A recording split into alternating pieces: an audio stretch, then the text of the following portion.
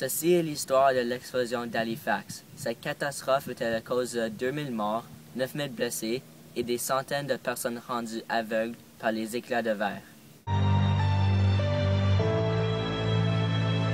6 décembre 1917, une épouvantable catastrophe se déroule. L'Imo, un navire belgique, et le Mont-Blanc, un navire de munitions français, entrent en collision. Le Mont-Blanc, un navire français à vapeur de cette cargaison, contenait 2300 tonnes de produits. Le capitaine M. Lemedec était accompagné de 41 marins. Dans les 2300 tonnes, il contenait 225 tonnes de TNT, et à bord, il y avait 246 tonnes de benzol en baril. Pour des mesures de sécurité, aucun marin ne pouvait fumer ou boire de l'alcool sur le navire. Le Mont-Blanc arrivait avec du retard dans le port. L'autre navire, le IMO, un navire belgique, a soulevé son ancre et a commencé à se promener dans l'océan Atlantique. Le capitaine Håkon From était accompagné de 39 marins belges. Ce matin, le IMO a reçu l'autorisation de lever l'ancre et partir au bassin. Sur son chemin, le IMO a passé un bateau à vapeur qui a fait un mauvais virage, peu après qu'il a rencontré la Stella Maris. Ce nouveau navire a forcé l'IMO sur la côte de Dartmouth. À 17 minutes de 9 heures, l'IMO rencontra le Mont-Blanc. Les deux navires se trouvent dans le même canal et malheureusement, les deux navires ne voulaient pas céder leur avancement. Le Mont-Blanc décide donc de passer le IMO au centre. Alors le IMO ferme leur machine complètement, qui leur fait bouger au centre aussi.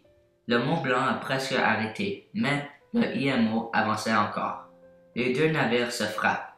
Cette collision a fait tomber les barils de benzol et créa des étincelles qui mirent en feu le Mont-Blanc. Quand les gens près du port ont vu la fumée dans le ciel, ils se sont approchés. À ce point-ci, le capitaine Lemedec du Mont-Blanc a pris une grande décision d'abandonner le navire, tandis que le capitaine du IMO a décidé d'aller vers l'océan. Le Mont-Blanc continua vers le port d'Halifax et plus de gens sont venus voir ce qui se passait. En plus, beaucoup de pompiers sont venus au secours. Quand le capitaine Lemedec et ses hommes étaient au courant que le Mont-Blanc contenait des explosifs, le Mont-Blanc a pris feu et 20 minutes plus tard a explosé. Dans les circonstances normales, le Mont-Blanc aurait fait voler des drapeaux rouges indiquant qu'il était chargé d'explosifs. Mais il n'y avait pas de drapeau rouge en raison de la menace d'une attaque sous-marin. C'était bien la Première Guerre mondiale. Comme le Mont-Blanc se dérivait vers le rivage d'Halifax, le capitaine Lemedec et 39 membres de l'équipe se ramaient à la sécurité.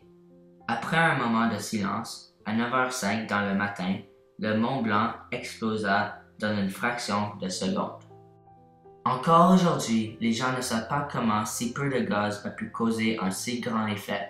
Le feu a éteint le TNT et le son de l'explosion était comparé à un terrible tremblement de terre.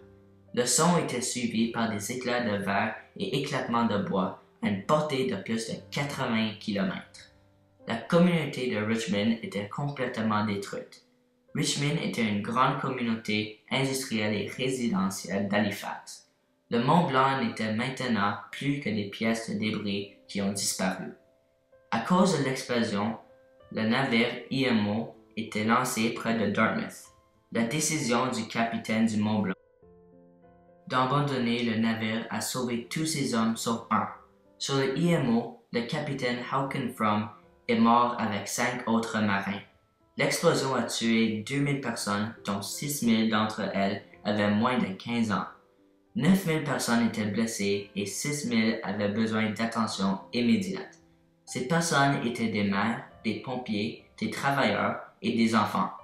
L'explosion d'Halifax était la plus grande explosion avant la bombe atomique en 1945. C'était un désastre épouvantable. La ville d'Halifax n'avait aucune stratégie pour répondre à l'urgence. C'étaient les citoyens d'Halifax qui étaient très importants dans le secours de plusieurs personnes. C'étaient eux qui ont aidé les personnes qui étaient blessées par l'explosion. Tous ceux qui n'étaient pas gravement blessés aidaient ceux qui avaient besoin de l'aide. Les policiers, les pompiers, les voitures sont devenues des ambulances. Les hôpitaux étaient pleins de blessés. L'hôpital général Victoria, qui avait un médecin qui s'appelait Putner, ne refusait jamais personne. Un autre hôpital était celui de Camp Hill. L'hôpital était conçu pour contenir jusqu'à 240 anciens combattants de guerre ou des soldats blessés. Par contre, le 6 décembre 1917, elle contenait plus de 1400 personnes. Les anciens combattants et les soldats ont donné leur place dans l'hôpital. Plusieurs soldats sont allés chercher des gens qui avaient besoin d'aide et il y en avait qui aidaient les médecins avec les blessés. Halifax était aidé par plusieurs provinces et plusieurs pays. L'île du Prince-Édouard, Boston, Montréal, Toronto ont tous envoyé de l'aide par train. Les États-Unis ont offert 5 millions de dollars et le gouvernement canadien a donné 1 million de dollars à Halifax. C'était un énorme effort par tout le monde.